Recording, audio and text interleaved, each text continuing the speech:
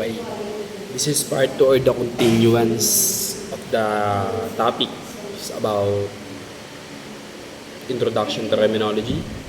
Okay, let's now move on to school of thought. What do we mean by school of thought? School of thought means it refers to a specific way of thinking of the group of people who share common opinion. Diba? Pag sinabi natin school of thought, ibig sabihin, there is an organization whereby a group or the member of it are able to share their opinions, diba? Kung paano nila ma-resolve or makakontrol ang krimen. Diba? Kumbaga, there is an exchange of perceptions, perspective, kung paano nila makakontrol ang krimen sa isang komunidad. At nandito naman ang school of thought. Nandito naman ang sinasabi ng classical school, diba? Ano ba yung mga schools na yun? Classical school, neoclassical, positivist, diba? Pag sinabi naman classical, sinasabi na it lays stress on the crime and on the person of the offender. Para sinasabi dito, let the punishment fit the crime, diba? Not the offenders. At nandito rin naman, sinasabi rin sa classical school na punishment which is retributive and punitive is standardized in proportion to the gravity and the nature of the offense. Diba? Sinasabi dyan na ang punishment ay retributive, diba? At naaangkop ang mga kaparusahan na ginawa ng isang tao, proportion, diba? Yung gravity ng sa offense na ginawa ng isang tao. At dyan din naman papasok ang sinasabi na it assumes that every individual is rational, has free wills, and knows the law. Ibig sabihin, he knows the consequences of his action. He quiet way or diba, natitimbang ng isang tao ang mga ginawa niya. Diba? Sinasabi rin na nandiyan ang free will at alam niya rin ang law.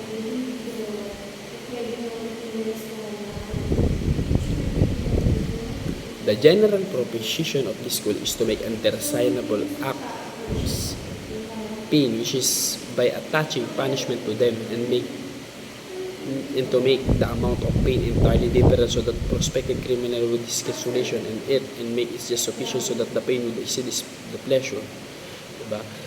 Dito naman, pinaparusahan ng isang tao. Diba? Base sa yung nagawa niya. Diba? Kaya naman ang pamahalaan o ang gobyerno ay nag-aatas yung punishment para maiwasan yung pagkakaroon ng krimen. Diba? Sino ba yung mga proponents ng classical schools? Nandiyan na si Cesar Beccaria na kung saan siya yung nagsabi na people, diba? Avoid pleasure and avoid pain. Nandiyan yung hedonism. Sinasabi na every human action is motivated by pursuit of pleasures. Diba? Nakakagawa daw ang tao ng krimen dahil sa kagustuhan ng kasarapan. Diba? Pleasure. Psychological hedonism. Diba? May meron ding moral hedonism.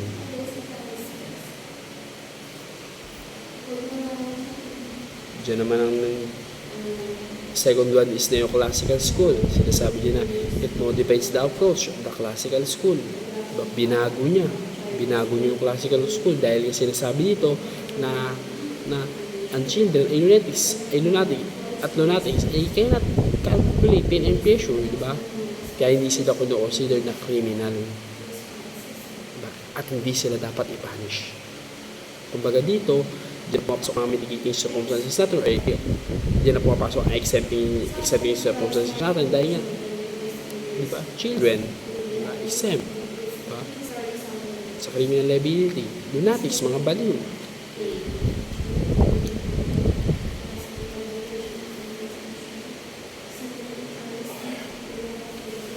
Okay, dito naman tayo sa positivist or Italian school. Sinasabi rito na this school views crime as social phenomenon and attaches importance to criminal offenders. So baga, sinasabi dito, let the punishment fit the offender. Diyan naman yun sa positivist. The correction of guilt must be substituted with that social behavior, and like a sick person, the criminal should be treated in correctional institution. Criminal offenders should be considered as a part of and not a part of the society. Sinasabi nila na it presumes that criminal behavior is caused by internal and external factors outside of the individual's control. It also argues most serious crime were committed by individuals who were primitive or atavistic, that is, who failed to evolve full human and civilized state.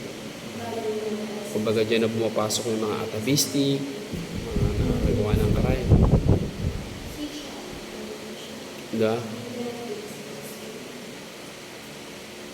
Kino-consider daw dito na ang taong nakakagawa ng krimen ay sick person. Thus, they should be treated in correctional institution. Sino ba ang nagpo-post? Diba? Ng Positive School. Lombroso. Poso Tobis. Posoy TVs. Lombroso. This is regarded as need through knowledge pagdating sa board namin.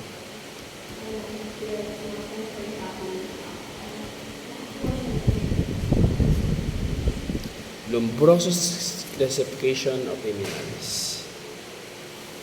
Pag sinabing Lombroso's classification of criminals, nandiyan yung born criminals, those with atavistic characteristic, yung mga malalaki yung tanga, yung mga nakikita pa lang sa mukha na nagawa na ng crime. Ganun yung born criminals base kay Idol Cesar Lombroso. Next, by criminal passions. Bakit daw ba nakagawa ng krimen ng isang tao? By passions. Diba? Those triggered by self, anger, hatred, jealousy, and others. Yun naman, example, jealousy.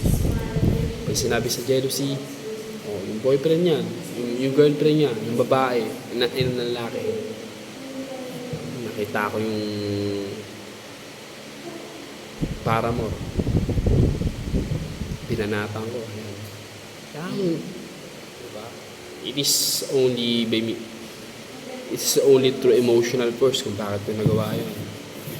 It is considered as mitigating circumstances under the Article 13 of Revised Penal Code. Sa insane criminal naman, sa insane criminals naman, sinasabi niya na those having anatomic and biological abnormalities, imbeciles, idiots, as well as alcoholics, hysterics, and epileptics. So, yung mga tinatawag na baliw, biological abnormalities. Imbeciles, pag sinabi natin imbeciles, the ages of between 7, the age of the person is comparable to between 2 and 7 years old. Pag sinabi naman nating insane, diba? There is absence of intelligence. Diba? Alcoholics, an unresistible urge na uminom ng alak, epileptics. Diba? Occasional criminals, those who commit crimes by given the opportunity. This type of criminals has innate characteristic to commit crime. Occasional criminals are composed in the 4 types, subtypes. Diba? Mga occasional criminals, pag meron ng oportunidad, kaya sila, para makagawa ng krimen, di na sila nakagawa ng krimen. Diba? Meron pang subtype to, which is criminaloid. Those who are easily swayed or tempted to do evil. Criminals are a normal person who commit crimes under the pressure of circumstances. Diba? Sila yung mga mabibilis na matokso para gumawa ng krimen. Sa epileptoid naman, those who are suffering from epilepsy or neurological disorder. Diba? Neurological disorder pala yung epileptoid. Habitual criminal, those who live normally but later on develop undesirable habit.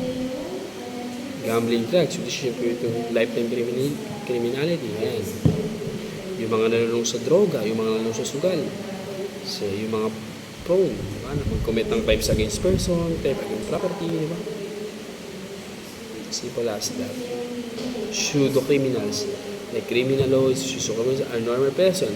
They only commit crimes when the situation forces them to do so. A best example of this one is self-defense. Ano nga uli yung ano ng self-defense? Yung elements. First one is unlawful aggression. There is aggression, imminent or actual. The second one is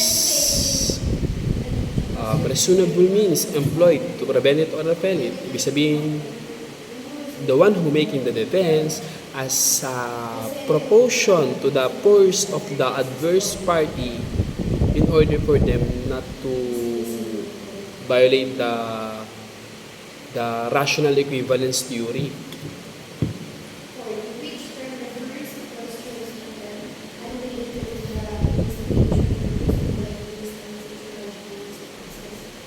The third one elements is lack of sufficient provocation na the victim defending himself.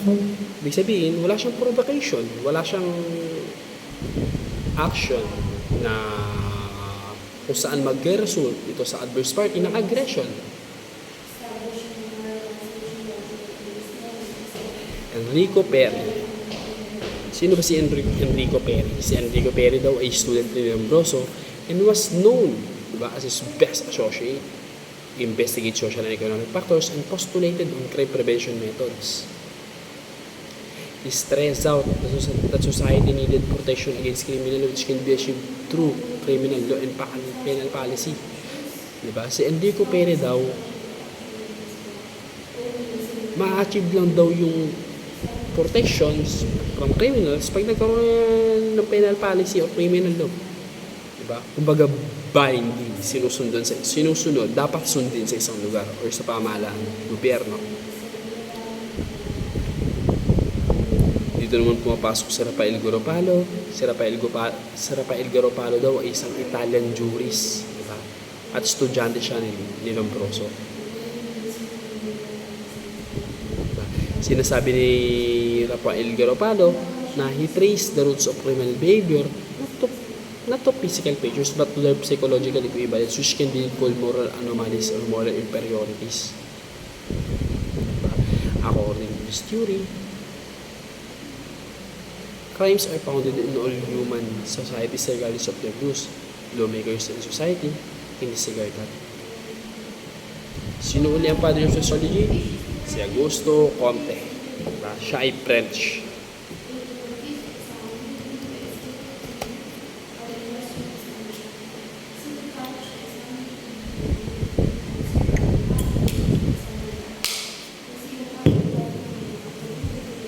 William Galton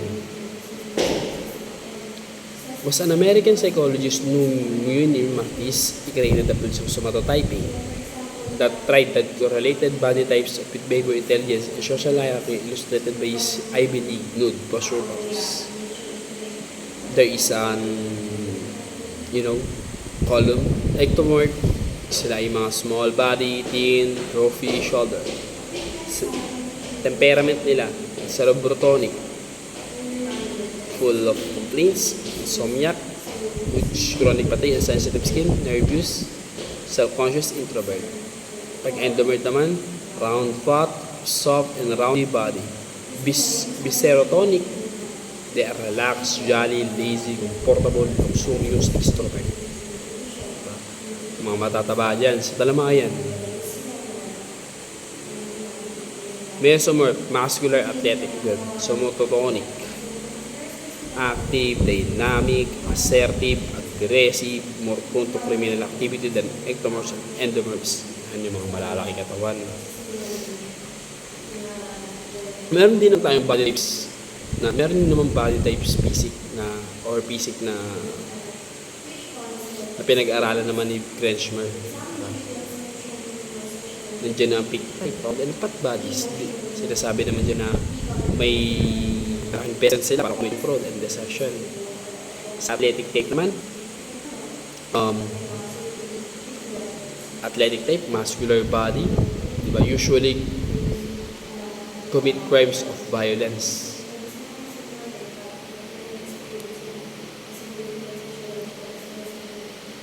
Sila yung mga nasa physical injury, yan. Asthenic, sila yung mga skinny, paya, individual, diba? Sila yung nakakagawa ng mga petty theft. Dysplastic or mixed type, unclear predominant type,